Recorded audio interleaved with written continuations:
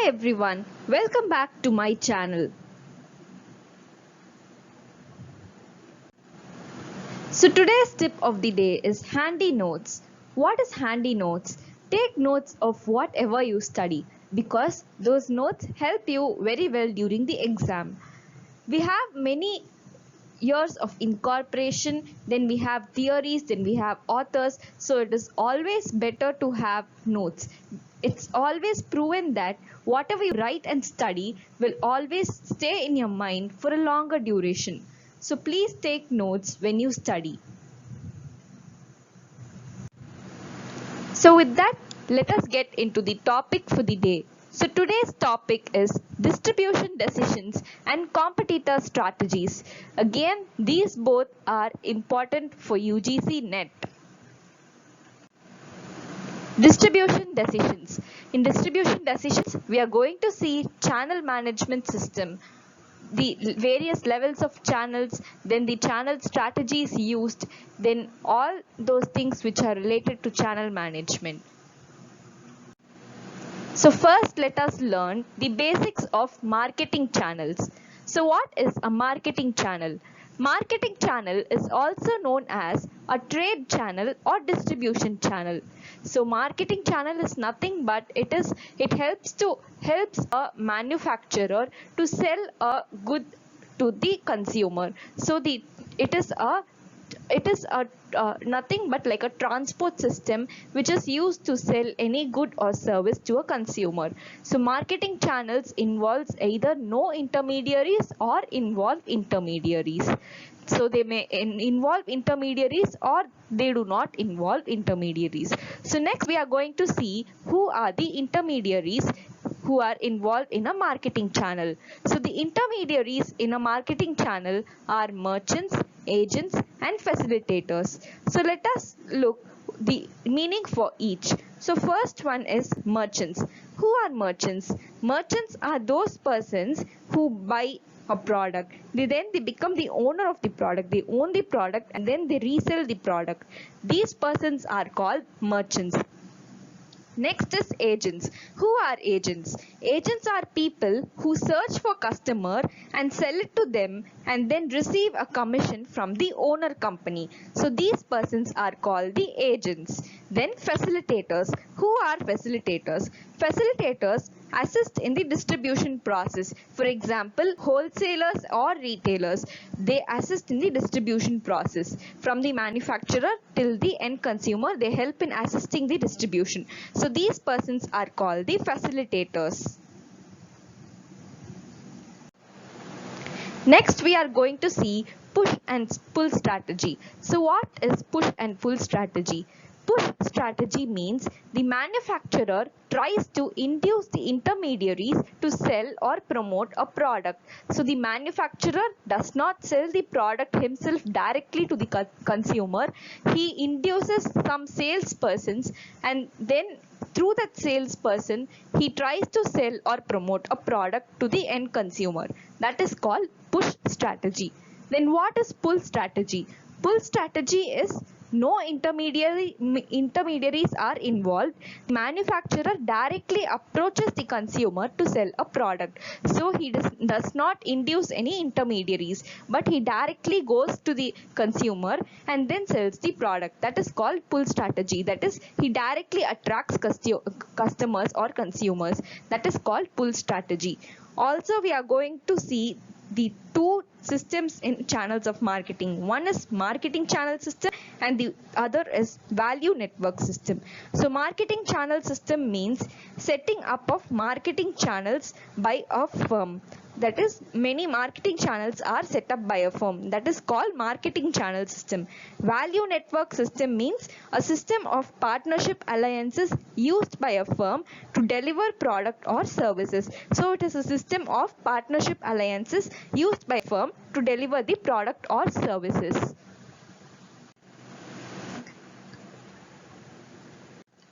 So with this, we get into the main topic, that is channel levels.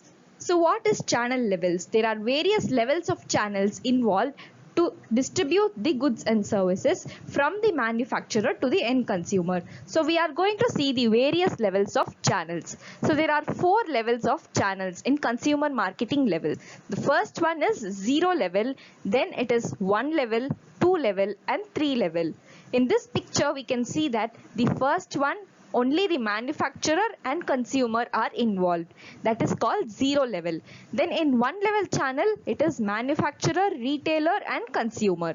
Then in 2 level channel, it is manufacturer, wholesaler, retailer and consumer. So we can see 2 intermediaries are involved. That is called 2 level channel. Then in 3 level channel, 3 intermediaries are involved. That is wholesaler, jobber and retailer. Jobber or agent, both are the same. So manufacturer and consumer are the main, then the intermediaries involved are wholesaler, jobber and retailer. So that is 3 level channel. So these are the 4 levels of channels. So 0 level channel is used for direct marketing. Then 1 level channel is used for retail business.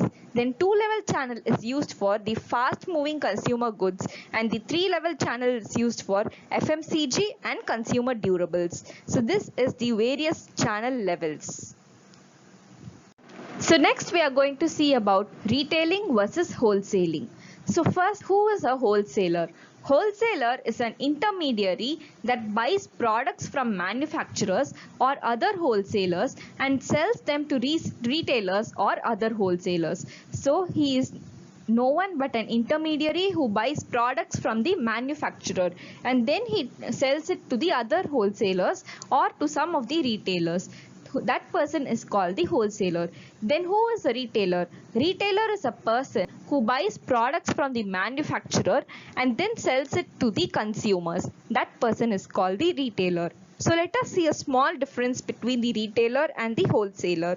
Retailer sells products directly to the end consumer by adding a small profit margin, and then the retailer also purchases only in small quantities. So this is the basic concept of a retailer. So then the wholesaler. Wholesaler sells products in bulk to the consumers or to the retailers. Retailers buy in small quantities, whereas wholesalers sell in bulk quantities. So also the wholesaler fixes a price lesser than the price fixed by the retailer. So this is the basic difference between the retailer and the wholesaler. So next we are going to see the various types of retailers. The various types of retailers are classified into 3 types. First is ownership based, then it is merchandise based retailing, and then it is non-store based retailing. So in ownership based retailing we have various categories like independent retailers, chain stores, franchises and consumer cooperatives. So what is independent retailers? Independent retailers, for example, stationery shops, then florists, then grocery stores, all these are independent retailers. Then chain stores. Chain stores means they have a chain of the stores across many cities. That is called chain stores. Example, we have Max Fashions, then Lifestyle, then Globus. All these are chain stores. Next is franchises. Franchises, for example, Pizza Hut and then French Loaf. All these are franchises. And then consumer cooperatives. Consumer cooperatives, example, Arvind and Amul. So all these are consumer cooperatives. So these are the types of retailers on the basis of ownership. Next we have merchandise based retailing. So merchandise based retailing includes convenience stores, supermarkets, hypermarkets, specialty stores, departmental stores and showrooms. Then the next category is non-store based retailing, which includes postal order retailing, then online shopping and telemarketing. So these are the 3 types of retailers. So next we are going to see types of wholesalers. So types of wholesalers includes two types of wholesalers, two broad types of wholesalers, that is merchant wholesalers and brokers and agents. In merchants and wholesalers, the subcategories are full service wholesalers and limited service wholesalers. So in full service wholesalers, we have wholesale merchant and industrial distributors. So who is a wholesale merchant? A wholesale merchant is a person who sells the products to the retailers directly. So that person is called the wholesale merchant. Then industrial distributors. Industrial distributors are persons who sell to the manufacturers of an industry. So those persons are called industrial distributors. So before all this, who is a merchant wholesaler? So merchant wholesaler is a person who takes title to the goods that they handle. So they are the owners of the product that they handle. So this is full service wholesalers. Next one is limited service wholesalers. Limited service wholesalers is classified into various categories, that is cash and carry wholesalers, drop shippers, rack jobbers, product cooperatives, mail order or web wholesalers. So cash and carry wholesalers. Cash and carry wholesalers carry FMCG goods and then they sell it to the small retailers. Then next is truck jobbers. The truck jobbers are those who deal with semi-perishable goods. That is, for example, the wholesalers who sell the vegetables and fruits to vegetable markets, then to fruit markets, then to supermarkets. Those persons are called truck jobbers. Next is drop shippers. So who are drop shippers? Drop shippers are persons who do not carry products on their own, but on receiving orders they appoint manufacturers to ship the products. So these persons are called drop shippers. So the other types are rack jobbers, product cooperatives, mail order or web wholesalers. The next classification is brokers and agents. So who are brokers? Brokers are third parties of any manufacturing, any third parties who are directed, or the third parties who come between a wholesaler and a retailer. For example, they bring the buyers and sellers together and then assist them in negotiation. So these persons are called brokers. Then the agents. Agents are representatives who are appointed to buy or sell. So they buy from the wholesalers and then sell it to the end consumers or retailers.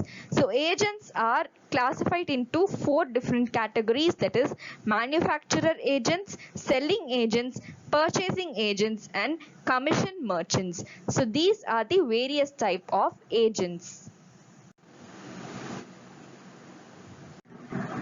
So next we move on to channel distribution strategy, that is the strategies used in channels of distribution. So in channel distribution strategy we have three main strategies, that is intensive distribution, selective distribution and exclusive distribution. So what is intensive distribution? In intensive distribution the product is sold to many retailers or wholesalers, as many as possible. So that is called intensive distribution. Next is selective distribution. In selective distribution, only a selected outlet is chosen and then the products are distributed in that particular outlet. That is called selective distribution. Then the next one is exclusive distribution. In exclusive distribution, a single outlet is given as a franchise to sell the product in a particular geographic area. That is called exclusive franchise. So these are the three different channel distribution strategies. So next one is evaluating the channel alternatives. So what are the various evaluation techniques for channel alternatives? That is economic criteria, control criteria and adaptive criteria. First one is economic criteria. In economic criteria, how it is evaluated? The first step, they determine whether the company's sales force and sales agencies produce more sales. So they first estimate the amount of sales, then they estimate the cost for the different volumes of sales, and then finally they compare the cost and the sales. So they see the economic aspect in it. So that is called economic criteria. That is how much economically it is suitable. That is called economic criteria. Next one is control criteria. In control criteria, the agents concentrate on other customers' products. So that is called control criteria. They have a control over the other customers' products. Next one is adaptive criteria. So what is adaptive criteria? In this, the channel members must take some degree of commitment to each other. So there will be a degree of commitment between each channel member. That is called adaptive criteria. So next one is channel integration and systems. In channel integration and system, we have three channel integration systems: vertical management marketing system, horizontal marketing system, and multi-channel distribution systems. So what is all these? Vertical marketing system.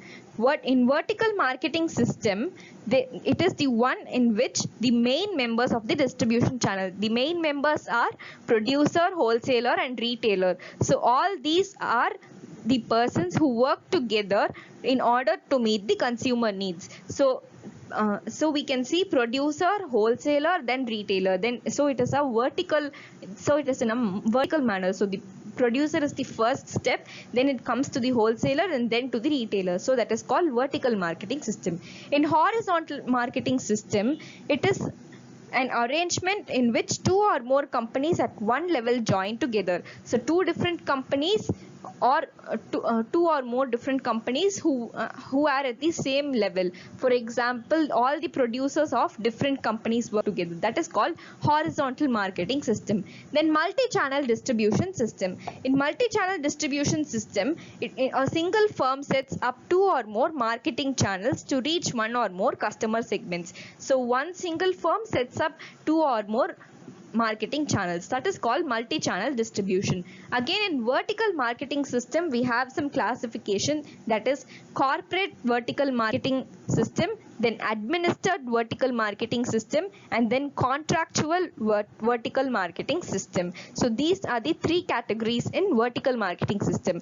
That is corporate vertical marketing system, administered vertical marketing system, and contractual vertical marketing system. Next one is channel conflict.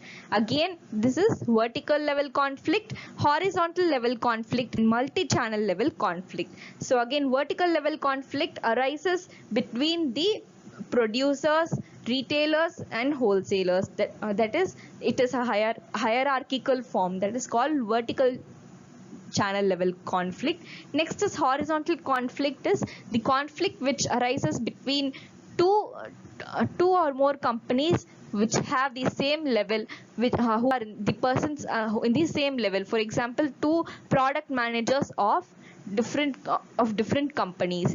So that is called horizontal level conflict. And then multi-channel level conflict is where the middleman comes in conflict with the manufacturer using direct and indirect means of distribution. So a manufacturer who uses direct distribution means or indirect distribution means. So with that manufacturer, when a middleman comes with a conflict, that is called multi-channel level conflict.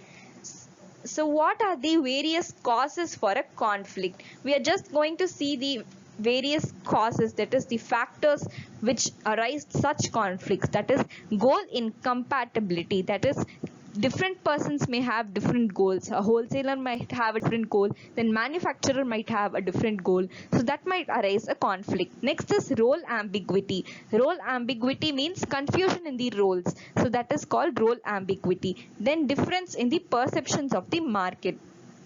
So different persons may have different perceptions. So that also arises a conflict. So how to manage a conflict which arises? A conflict may be managed by way of communication. So when a person communicates the problem, the conflict might be resolved. Then dealer councils, and then arbitration and mediation. Arbitration and mediation is nothing but a third party coming in between the two parties who are in conflict and resolving the issue. That is called arbitration. So these are the modes of conflict management. So with this, the distribution decisions is over. So next we are going to see the competitor strategies. So before seeing the competitor strategies, we are going to see how the different competitive forces arise, that is the different forms of competitive forces. It has been given by Porter. So it is called Porter's 5 forces or Porter's 5 force model. That is the model for competitive forces. So what it includes? It includes threat of new entrants, threat of substitutes, bargaining power of buyers, bargaining power of suppliers, and degree of rivalry or intensity of rivalry. So let us see each one, the meaning for each one. So first is threat of new entrants. Threat of new entrants means, as the name says, we can understand it is new competition. If any new competition arises, that is called threat of new entrants. The next is threat of substitutes. Then if one company is manufacturing a particular product and another company is manufacturing substitute for that same product at a lower cost and an efficient and valuable, that is called threat of substitutes. Next one is bargaining power of buyers. So buyers are the people who create demand for the industry. So when buyers start to bargain, the bargaining power of buyers become greater than the sellers. So that is called the bargaining power of buyers. Next one is bargaining power of suppliers. So suppliers are the business for an industry. So the cost of the items are brought from the suppliers. So the bargaining power of suppliers will be high when there are many buyers and few suppliers only. So only when there are few suppliers in an industry, the suppliers will start to bargain. That is called bargaining power of suppliers. Next is degree of rivalry or intensity of rivalry. So intensity of rivalry arises when competitors in an industry depend on the structure of competition, structure of industry costs, and degree of differentiation. So this is the Porter's 5 models, that is threat of new entrants, threat of substitutes, bargaining power of buyers, bargaining power of suppliers, and intensity of rivalry. So here it is enough if you know the five forces, that is all 5 forces that is mentioned. So you might just know the meaning for each. So next one is market dominance strategies. So what are the market dominance strategies used by any competitor? So first one is market leader, then market challenger, then market follower, and then market specialist or nicher. So who is a market leader? A market leader is the most dominant. So he is the first and dominant person in that particular industry. The next is market challenger. So a market challenger is an organization which has a strong but does not have a dominant position. So that person is called a market challenger. Next is the market follower. Market follower is a person who is strong enough but does not have a dominant position. He stays in his own position. That is called market follower. And then market specialist. Market specialist, in this person concentrates on select markets only. This strategy is also called focus strategy. So by focusing marketing efforts on one or small markets, the organization can meet the needs of the target market. So that is called market specialist. So we are going to see the strategies used by each of these, that is strategies used by the market leader, by market challenger, market follower, and market nicher. So market nicher, we have seen the strategy followed is focus strategy. So we are going to see the strategies used by market leader, market challenger, and market follower. So market defense strategies. So first is position defense. Position defense is occupying the most desirable market space in the minds of the consumers. Then next is flank defense. Flank defense means giving a counter attack, that is called flank defense. Then preemptive defense means being more aggressive, that is called preemptive defense. Then next is counter offensive defense. Counter offensive defense means when attacked, most marketers will respond with a counter attack. So that is called counter offensive defense. So when one one market leader is attacked, that market leader will respond with a counter attack. That is called counter offensive defense. Next is mobile defense. In mobile defense, the leader stretches its domain over new territories that can serve as future centers. So if a market leader is attacked at a one point, he might stretch his domain over the other territories to gain new areas for development. So that is called mobile defense.